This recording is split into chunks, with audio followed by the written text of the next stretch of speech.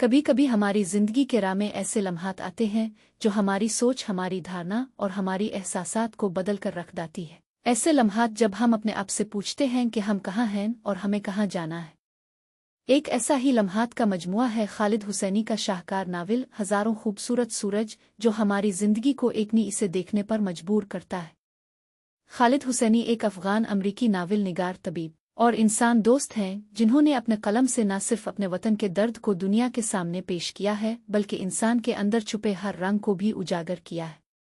उनके नावल खट्टी मीठी ज़मीन और पहाड़ों के बादशाह ने भी दुनिया भर में शोहरत पाई है।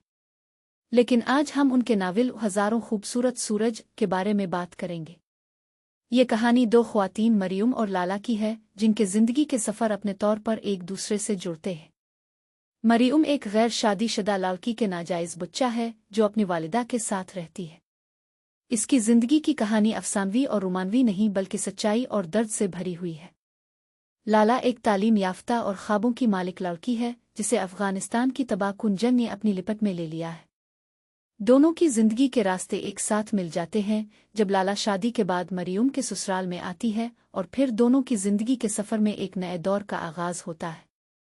हजारों खूबसूरत सूरज हमें 3 अहम सबक सिखाता है। पहला, जिंदगी को हमेशा एक के साथ देखना चाहिए। जैसे लाला चाहती है कि वो अपने बच्चों को बेहतर जिंदगी दे सके और मरियम अपनी पूरी जिंदगी में अपने वालिद से मिलने का ख्वाब देखती है। दूसरा, औरत का किरदार सिर्फ घर तक महदूद नहीं है, वो भी अपने फैसले ले सकती है और अपनी जिंदगी का रुख खुद तय कर सकती है। तीसरा, मोहब्बत और हौसला ही है जो इंसान को कठिन तरीन हालात का सामना करने की ताकत देता है, जैसे मरियम और लाला ने अपने अपने दर्द को सहकर भी जिंदगी का सफ़र जारी रखा। ये नावल हमें ये भी सिखाता है कि इंसान कितना लचकदार हो सकता है। जैसे लाला और मरियम जंग के मैदानों में भी अपनी खुद को बरकरार रखती हैं और हमेशा एक बेहतर कल की उम्मीद रखती है।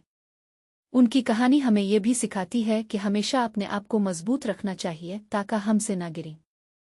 ये नावल रिश्तों के पेचीदा जाल की कहानी भी है।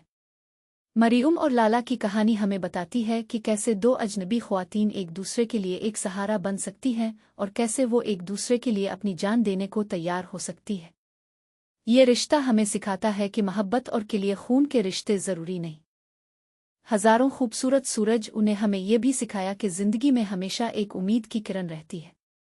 जैसे कि लाला अपनी बच्चों की बेहतरी के लिए हर मुमकिन कोशिश करती है और मरियम अपनी जिंदगी के हर लम्हे को एक नए से देखने की कोशिश करती है। ये नावल हमें सिखाता है कि हमेशा एक बेहतर आइंदा की उम्मीद रखनी चाहिए। ख्वातीन की कुव्वत और ज़बरदस्त अज़्म के बारे में हमें सिखाते हुए ये नावल दिखाता है कि जब औरतों को चांसी दी जाती है तो वो कितना कुछ हासिल कर सकती है।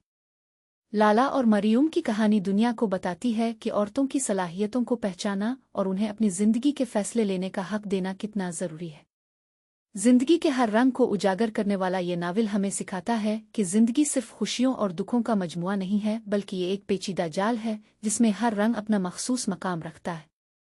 जैसे लाला के ख्वाब और मरियम के दर्द ने उनकी जिंदगी को एक नई दी। आखिर में हजारों खूबसूरत सूरज हमें एक नए इसे जिंदगी को देखने की दावत देता है।